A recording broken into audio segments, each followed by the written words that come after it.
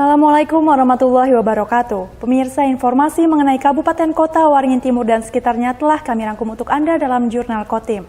Bersama saya Fibi Srayu Anita, berikut informasi selengkapnya.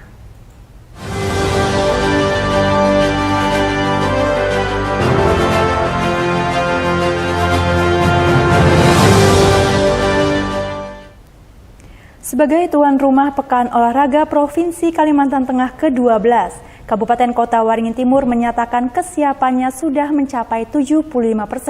Rapat koordinasi persiapan terus dilakukan agar kegiatan besar tingkat provinsi tersebut berjalan lancar. Rapat koordinasi persiapan Porprov Kalimantan Tengah ke-12 dilaksanakan panitia kecil dari Kabupaten Kota Waringin Timur sebagai tuan rumah pada Kamis 22 Desember. Rapat diikuti seluruh cabang olahraga yang dipertandingkan pada event besar Porprov. Ketua Komite Olahraga Nasional Indonesia atau KONI Kota Waringin Timur, Ahnyar Umar menjelaskan, rapat membahas teknis pertandingan serta pembentukan panitia pelaksana untuk masing-masing cabang olahraga sekaligus menentukan kelas yang dipertandingkan. Hasil rapat akan dibuat menjadi buku panduan yang nantinya dibagikan ke seluruh cabang olahraga di semua kabupaten atau kota di Kalimantan Tengah. Ahnyar Umar menyebut kegiatan Porprov Kalimantan Tengah yang sempat tertunda akibat COVID-19 itu mempertandingkan 28 cabang olahraga. Sejauh ini kesiapan Kota Waringin Timur sebagai tuan rumah sudah mencapai 75%. Membahas teknis pertandingan semua cabang olahraga, kemudian pembentukan panitia pelaksana masing-masing cabang olahraga, dan sekaligus kita menentukan kelas yang dipertandingkan pada saat Porprov nanti. Nanti dari hasil rapat kita hari ini akan kita buat dalam bentuk buku panduan. Untuk sementara ini yang sudah sah yang mengikuti Porprov nanti sebanyak 28 cabang olahraga, tambah satu eksibisi. Kalau eksibisi itu sementara ini baru satu, tidak menutup kemungkinan nanti ada tambahan. Kita kalau di persentase mungkin sekitar 75% kita sudah siap, tinggal menambah apa yang kurang pada tahun 2023. Karena waktu memang sudah mepet, insya Allah optimis kita siap melaksanakan Porprov tahun 2023. Kesiapan Kota Waringin Timur sebagai tuan rumah Porprov Kalimantan Tengah yang rencananya dilaksanakan pada bulan Juni 2023 dipertegas oleh Bupati Halikinur. Sejumlah venue atau lokasi pelaksanaan Porprov seluruh cabur telah dipersiapkan, termasuk sarana dan prasarana pendukung kegiatan. Untuk kesiapan, prinsip secara umum kita siap. Makanya tahun kemarin dan dilanjutkan di perubahan dan juga ada yang di tahun depan itu persiapan gitu pembenahan venue-venue yang ada. Jadi secara umum kita siap untuk melaksanakan Porprov sebagai tuan rumah kegiatan 2023 itu. Karena kita ditunjang dengan venue-venue yang ada, juga penginapan, hotel maupun losmen, itu kita cukup hitung dari semua kebutuhan itu kita cukupi. Dengan berbagai persiapan yang dilakukan, baik KONI maupun Bupati Halikinur meyakini Kota Waringin Timur dapat sukses menjadi tuan rumah dan mampu menjadi juara umum pada Porprov Kalimantan Tengah ke-12 nantinya. Masud Badarudin, Hayat TV.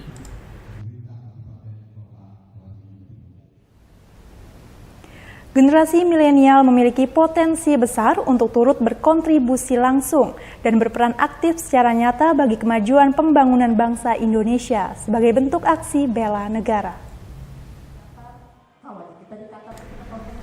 Penegasan tersebut disampaikan calon anggota Dewan Pimpinan Daerah Republik Indonesia atau DPD RI Daerah Pemilihan Kalimantan Tengah Siti Asyanti saat menggelar diskusi publik bersama puluhan generasi muda di Sampit Rabu 21 Desember 2022.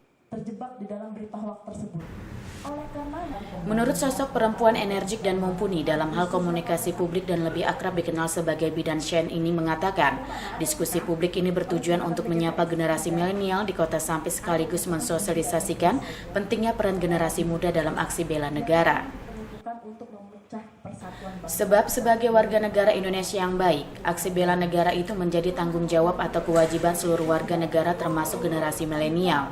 Salah satunya turut berperan aktif dalam mensukseskan program pembangunan nasional Tutur Bidan Shen.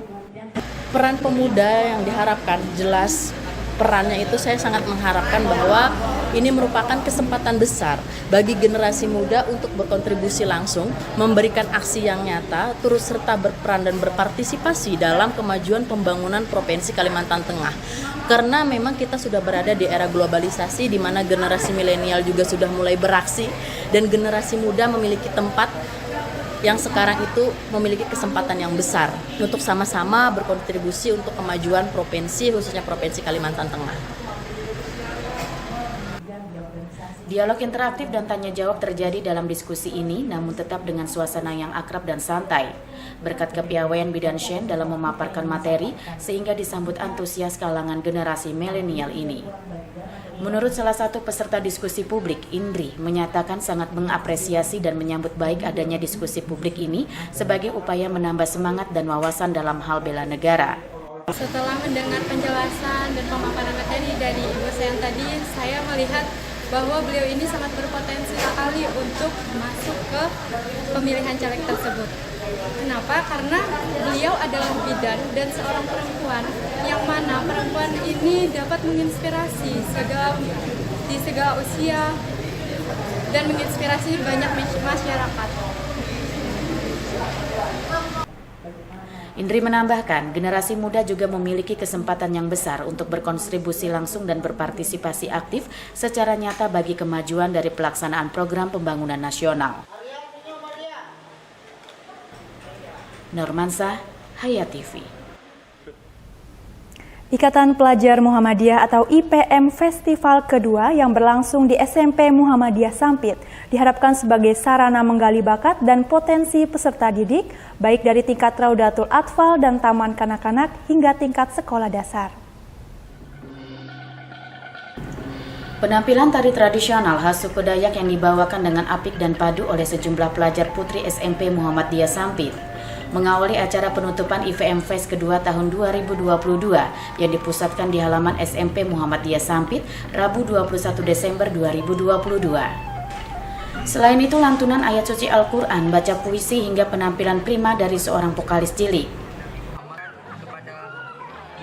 Dalam laporan Ketua Panitia IPM Fest 2022, Muhammad Aldo Andika, mengatakan sebanyak 270 peserta dari tingkat Raudatul Atfal atau RA dan Taman Kanak-kanak atau TK hingga tingkat sekolah dasar atau SD turut berpartisipasi pada kegiatan ini. Sebanyak 9 cabang lomba diikuti dengan penuh antusias oleh para peserta yang digelar sejak 12 hingga 21 Desember 2022. Sementara itu, dalam sambutan Kepala SMP Muhammadiyah Sampit Rohana mengatakan IPM Fest kedua tahun 2022 ini ada peningkatan jumlah peserta. Awalnya panitia pelaksana menargetkan sebanyak 100 peserta, namun hingga hari terakhir pendaftaran tercatat sebanyak 270 peserta dengan antusias mengikuti kegiatan ini. Digelarnya IPM Fest 2022 adalah menyemarakan milad Muhammadiyah sekaligus memperkenalkan Perserikatan Muhammadiyah kepada masyarakat secara luas. Diharapkan pula melalui event ini sebagai sarana mengembangkan bakat dan potensi peserta didik sehingga mampu menghasilkan prestasi untuk dapat dikembangkan lagi ke depannya. Sebenarnya tujuan utamanya itu adalah menyemarakan milad Muhammadiyah, memperkenalkan Perserikatan Muhammadiyah ke masyarakat. Kemudian kita mengadakan lomba-lomba untuk menggali potensi dari peserta didik yang masih tingkat RA, TK, sampai SD, sehingga mereka bisa mengembangkan bakat-bakat yang mereka miliki. Semoga kedepannya mereka bisa betul-betul berprestasi.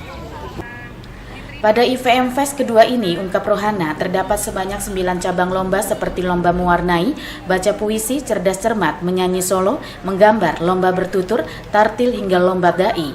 Dia berharap event ini kembali akan digelar tahun depan dengan lebih meriah dan diikuti lebih banyak lagi peserta nantinya. Normansa, Hayat TV.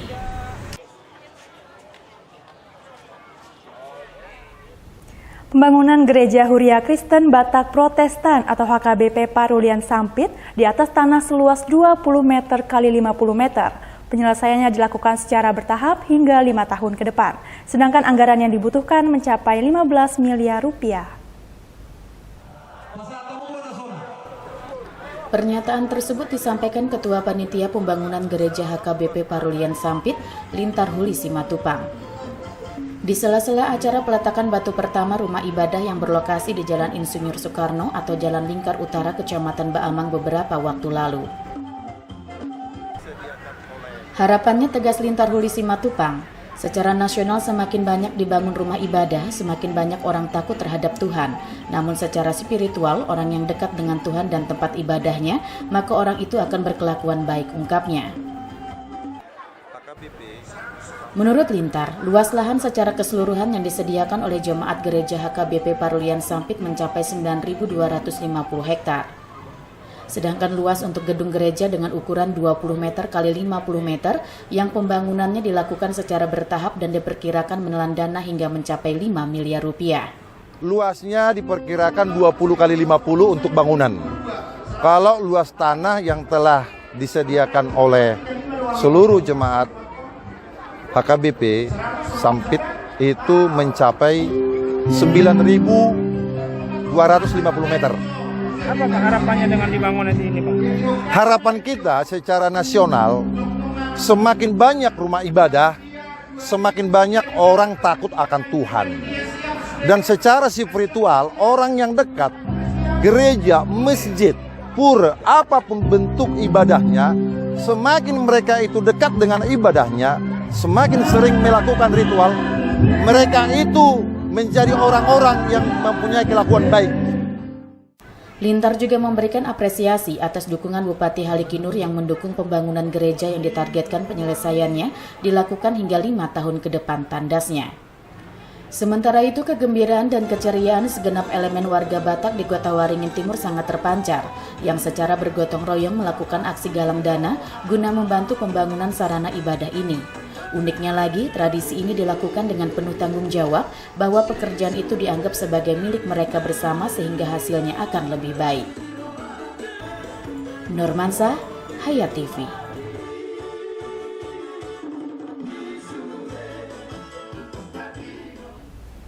Masyarakat di Kecamatan Teluk Sampit sangat antusias terkait rencana pembukaan lahan perkebunan tebu sekaligus pembangunan pabrik gula oleh investor skala internasional PT Hermes Sugar Indonesia melalui sosialisasi oleh Koperasi Mitra Tambun Bungai Mandiri Sampit pada Kamis 22 Desember 2022.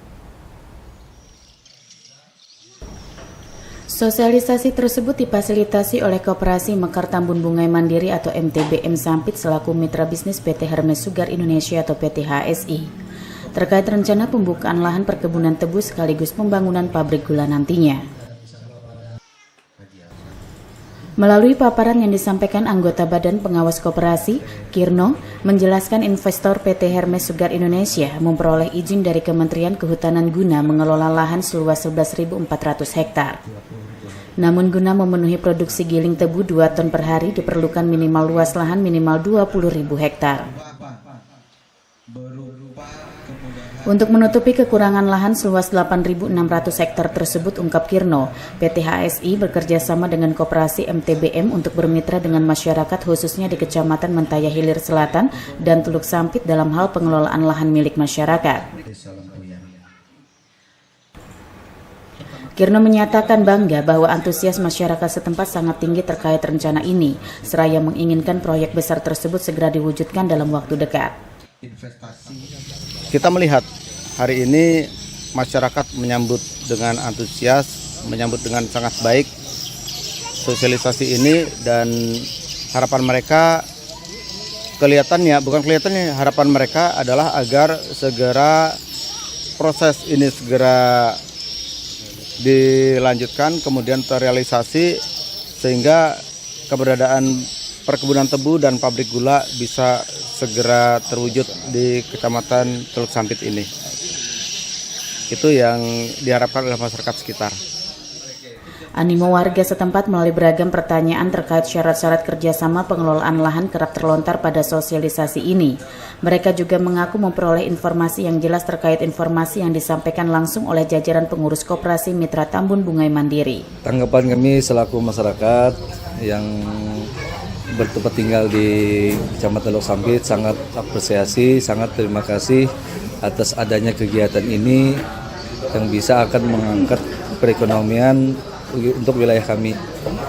Dan mudah-mudahan dengan terlaksananya ini kami bisa mengembangkan usaha dari makro dan mikro.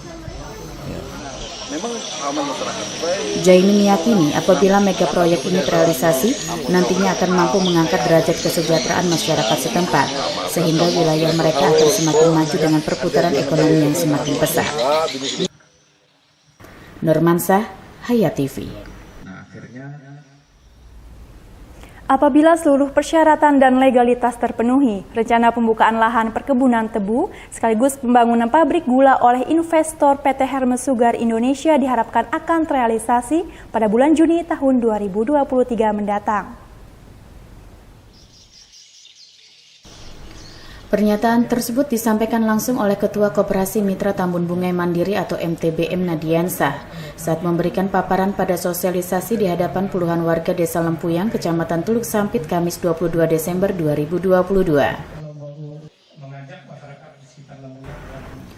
Menurut Nadiansah, agar rencana pembukaan lahan perkebunan tebu sekaligus pembangunan pabrik gula oleh investor PT Hermes Sugar Indonesia ini dapat segera direalisasikan, pihaknya terus melakukan sosialisasi kepada masyarakat untuk turut bermitra dalam hal pengelolaan lahan warga setempat. Nadiansah berharap apabila telah terpenuhi lahan seluas 5.000 hektar untuk tahap pertama, maka Koperasi Mitra Tambun Bungai Mandiri kembali akan melakukan perjanjian kerjasama dengan PT Hermes Sugar Indonesia. Sehingga rencana pembukaan perkebunan tebu maupun pendirian pabrik tebu akan operasional pada bulan Juni 2023 mendatang. Nah, berkenaan dengan itu mungkin tanggal 9 Januari mungkin semua akan kita selesaikan.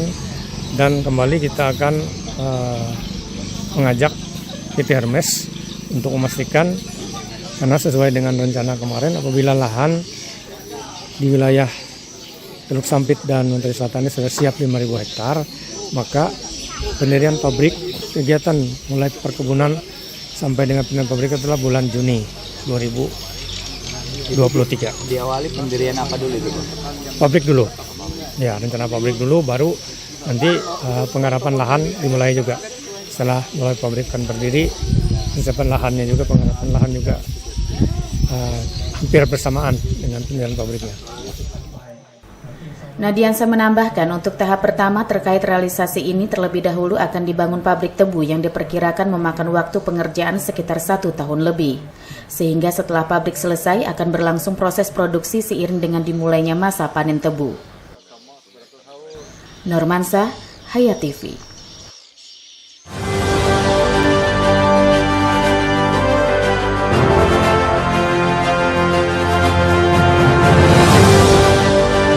Dulu TV di rumah Inyong cuma jadi pajangan. Lah kepriben punya TV gambar nggak bisa ditonton. Beruat sampai ganti TV, ganti kabel, ganti antena, pindah tempat. Tetap baik, beruat. Maring sekarang, sejak Inyong pakai TV digital, di rumah Inyong jadi rame terus. Gambar TV nggak semutan, suara jernih, celing. Pasangnya gampang, nggak pakai ribet. Ayo pakai TV digital aja, kelalen. Pasti celing.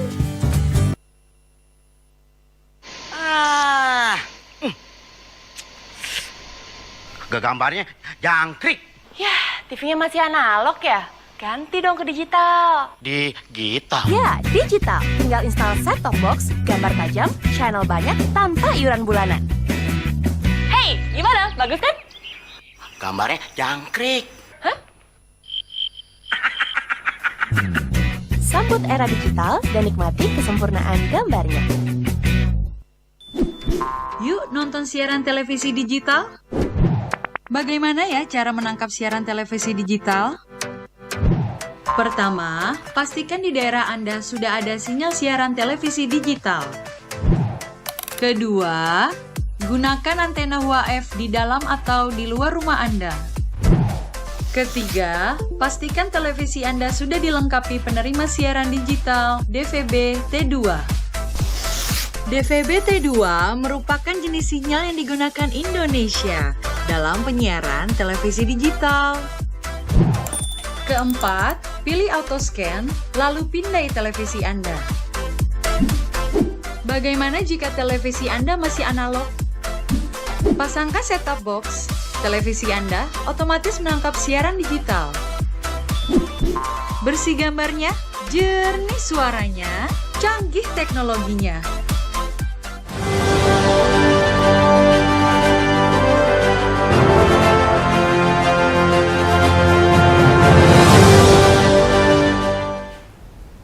Sebanyak 141 atlet panahan dari beberapa kabupaten yang ada di Kalimantan Tengah mengikuti turnamen Marunting Archery Competition keempat. Kegiatan yang dilaksanakan selama 3 hari ini dibuka langsung oleh Asisten 2 Sekda Kabupaten Kota Waringin Barat pada Jumat 23 Desember 2022.